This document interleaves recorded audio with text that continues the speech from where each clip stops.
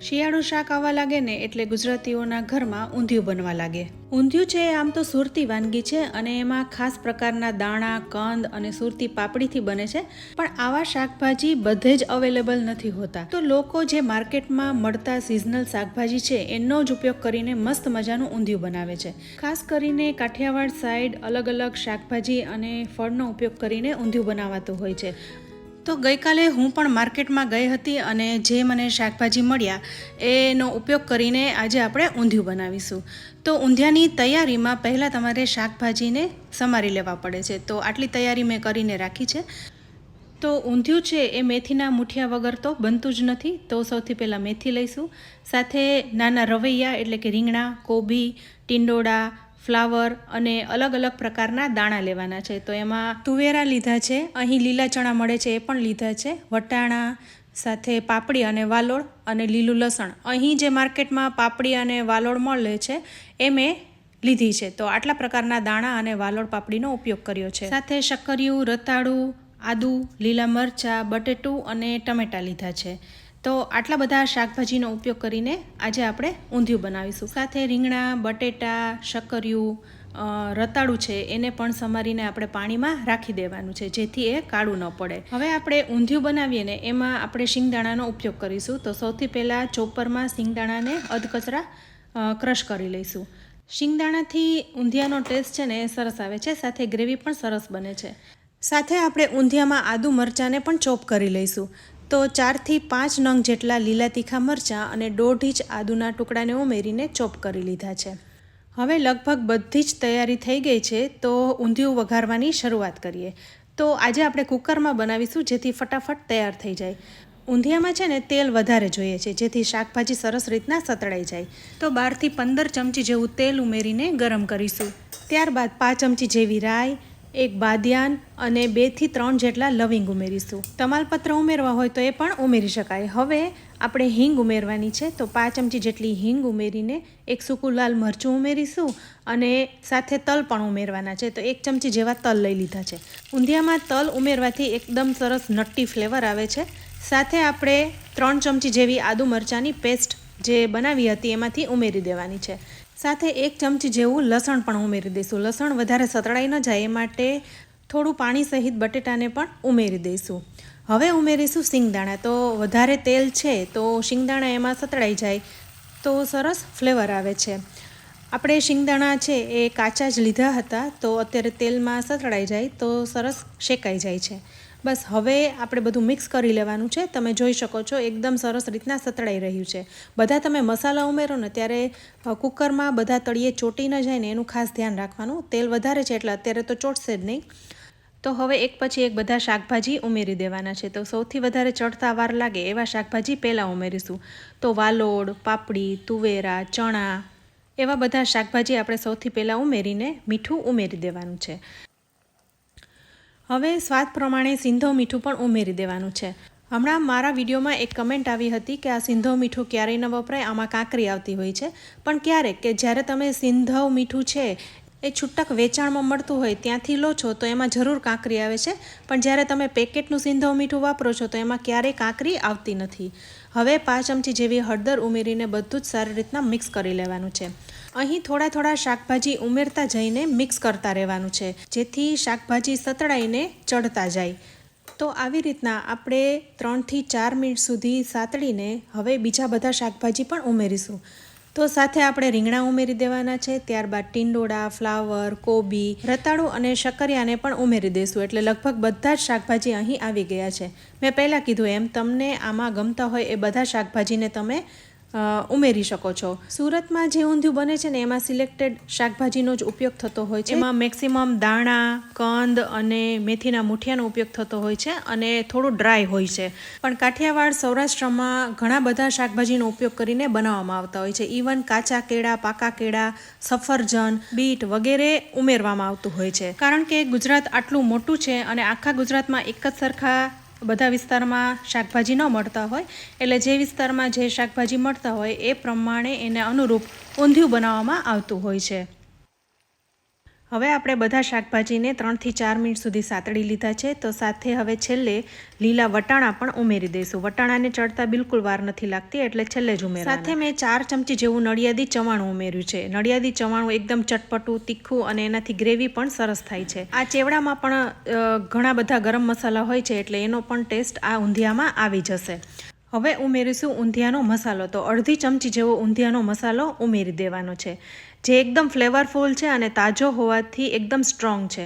સાથે 1 ચમચી તીખું લાલ મરચું અને 1.5 ચમચી જેવો ગોળ ઉમેરી દેવાનો છે. ગળાશ સાથે ખટાશ બેલેન્સ થાય એ માટે 2 જેટલા ટમેટાને પણ સમારી ઉમેરી દઈશું. ટમેટા છે એ છેલ્લે ઉમેરવાના. હવે બધું જ સારી રીતના મિક્સ કરી લેવાનું છે. અહીં સાથે મેં થોડું ધાણા જીરું પણ ઉમેરી દીધું છે. તો હવે બધું સારી રીતના મિક્સ કરી લેવાનું છે. તમે જોઈ શકો છો, એક પછી એક શાકભાજી ઉમેરતા અને સાતળતા જઈએ છીએ તો 15 મિનિટ જેવો ટાઈમ થઈ ગયો છે. અને જે પહેલાં ઉમેરેલું શાકભાજી છે એ 70થી 80% જેવું શાકભાજી ચડી ગયું છે.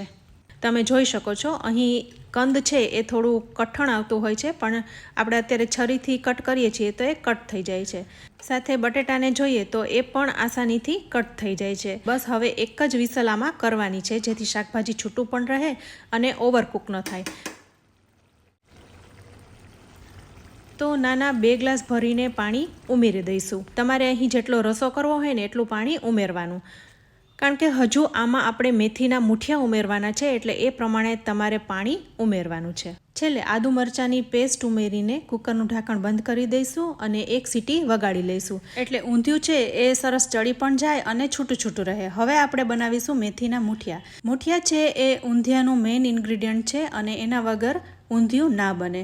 તો મેથીને વીણી લીધી છે અને એને ધોઈને સમારી લઈશું. અહીં લોટમાં મિક્સ થઈ જાય એ રીતના એકદમ ઝીણી સમારવાની છે. તો મેથીને આપણે ઝીણી સમારી લીધી છે. તો મૂઠિયા બનાવવા માટે ચણાનો લોટ લીધો છે. આ કરકરો નથી, લીસો છે. તો સાથે હું ઘઉંનો કરકરો લોટ પણ ઉમેરી દઈશ. ઘઉંનો કરકરો લોટ ના હોય તો રવો પણ ઉમેરી શકાય. સાથે 3 ચમચી જેટલા શિંગદાણા જે આપણે વાટીને રાખ્યા હતા એ ઉમેરી દેવાના છે. હવે લાલ મરચું, હળદર, સાથે થોડું ધાણા જીરું ઉમેરીશું, સ્વાદ પ્રમાણે મીઠું, અને હવે ધોયેલી મેથી પણ ઉમેરી દઈશું. હવે મૂઠિયામાં થોડીક એવી ખાંડ પણ ઉમેરીશું અને આદુ મરચાંની પેસ્ટ. હવે આવે છે મેઇન પાર્ટ, એ છે તેલ અને બેકિંગ સોડા. મૂઠિયામાં આ બંને વસ્તુ પ્રમાણસર હોવું જોઈએ. જો ઓછું થાય તો કડક થઈ જાય છે અને વધુ થઈ જાય તો મૂઠિયા છૂટા પડી જાય છે. તો એવું ન થાય એના માટે આપણે 1 ચમચી તેલ અને ચપટી જેટલો બેકિંગ સોડા ઉમેરવાનો છે. અને અહીં મેથી ધોયેલી હોવાથી પાણીનો એકદમ પ્રમાણસર ઉપયોગ કરવાનો છે. ચણાનો લોટ છે એટલે એ પણ ઓછું પાણી પીશે, તો થોડું થોડું જ પાણી ઉમેરવાનું. હજુ આપણે થોડુંક પાણી ઉમેરવું પડશે એટલે મૂઠિયા છે ને સરસ ગોળ વળી જાય. અહીં એકદમ કઠણ મૂઠિયા પણ નહીં વળવાના, નહીંતર મૂઠિયા એકદમ કડક થશે. એટલે સોફ્ટ હાથેથી મૂઠિયા બની જાય એટલું તમારે પાણી ઉમેરવાનું છે. તો હવે અહીં આપણે બધું મિક્સ કરી લીધું છે, તો ગોળ ગોળ મૂઠિયા વાળી લઈશું. તો જુઓ, મૂઠિયા અહીં તૈયાર થઈ ગયા છે. તો આ મૂઠિયાને આપણે ડીપ ફ્રાય નહીં કરીએ, પણ શેલો ફ્રાય કરી લઈશું. તો પેનમાં થોડું તેલ ઉમેરી દીધું છે અને બધા મૂઠિયાને સાથે જ ઉમેરીને આપણે શેલો ફ્રાય કરી લઈશું. ધીરે ધીરે તળાતા મૂઠિયા છે એ અંદરથી ચડી પણ જશે અને ફ્રાય થઈ જશે.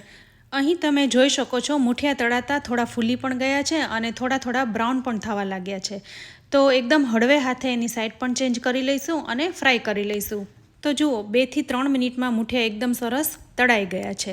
તો હવે આપણે કુકર ખોલીને જોઈ લઈએ. અહીં આપણે 1 વિસલ વગાડી છે એટલે બધું શાકભાજી સરસ ચડી ગયું છે, પણ પાણી શોષાઈ ગયું છે. તો હવે આપણે મૂઠિયા ઉમેરવાના છે, તો પાણી તો જોઈશે જ. એટલે અહીં તમારે જેટલો રસો કરવો હોય ને એટલું તમારે પાણી ઉમેરી દેવાનું છે. હું અહીં 1 ગ્લાસ ભરીને પાણી ઉમેરી દઈશ, જેથી રસો છે ને એ પ્રોપર થાય. ઊંધિયામાં હવે જે પાણી ઉમેરો ને એ ગરમ કરીને પાણી ઉમેરવું. સાથે હવે મૂઠિયાને પણ ઉમેરી દેવાના છે. આ મૂઠિયાને આમ જ ઉપર જ રાખી દઈશું અને કુકરના ઢાંકણમાંથી રીંગ કાઢીને 5 મિનિટ સુધી આમ જ ઢાંકીને રાખી દઈશું.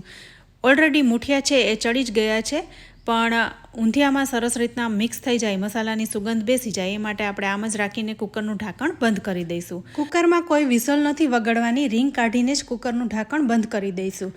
પણ એ પહેલાં લીલું લસણ અને કોથમરી પણ છાંટી લઈએ. તો ફ્રેન્ડ્સ, અહીં આપણું ઊંધિયું તૈયાર થઈ ગયું છે. તો બસ હવે 5 મિનિટ ઢાંકીને રાખી દઈશું, જેથી કોથમરીની સુગંધ સરસ બેસી જાય. તો જુઓ કેટલું સરસ ઊંધિયું લાગી રહ્યું છે. ગરમા ગરમ પૂરી અને દહીં સાથે ઊંધિયું બહુ જ સરસ લાગે છે. તો ફ્રેન્ડ્સ, આપણે અહીં કુકરનું ઢાંકણ બંધ કરી દઈશું અને 5 મિનિટ પછી કુકરનું ઢાંકણ ખોલી લઈશું. તો જુઓ અહીં 5 મિનિટ થઈ ગઈ છે અને રસો પણ પ્રોપર છે અને બધું જ સરસ રીતના ચડી ગયું છે. તો ફરી થોડી કોથમરી છાંટી લઈશું અને મૂઠિયું તમને કટ કરીને પણ દેખાડી દઉં, જેથી એકદમ સરસ અંદરથી ચડી ગયું છે અને આખું પણ રહ્યું છે. તો અહીં બધું શાકભાજી એવી રીતના કૂક થયું છે કે આપણે અડધું સાતળી લીધું હતું, ત્યાર પછી જ આપણે આમાં વિસલ વગાડી હતી. એટલે બધું છૂટું છૂટું પણ રહ્યું છે અને આખું રહ્યું છે અને સરસ રીતના કૂક થઈ ગયું છે. મૂઠિયું છે એ એકદમ સરસ રીતના સોફ્ટ થઈ ગયું છે. તો ફ્રેન્ડ્સ, તમને આજના આ ઊંધિયાની રેસીપી કેવી લાગી? રેસીપી સારી લાગી હોય ને તો તમે પણ આ રીતના બનાવજો. મેં કીધું એમ તમે અલગ અલગ શાકભાજીનો ઉપયોગ કરીને અનેક રીતના ઊંધિયાની વેરાયટી બનાવી શકો છો. તો જો તમને આ રેસીપી સારી લાગી હોય ને તો વિડીયોને લાઇક અને શેર કરજો. સાથે અમારી ચેનલ કિચન સિરીઝને સબસ્ક્રાઈબ કરી લેજો. અમારા ફેસબુક પેજને લાઇક કરી ફોલો કરજો. તો ફરી મળીશું આવી એક ઉપયોગી રેસીપી સાથે. ત્યાં સુધી આવજો.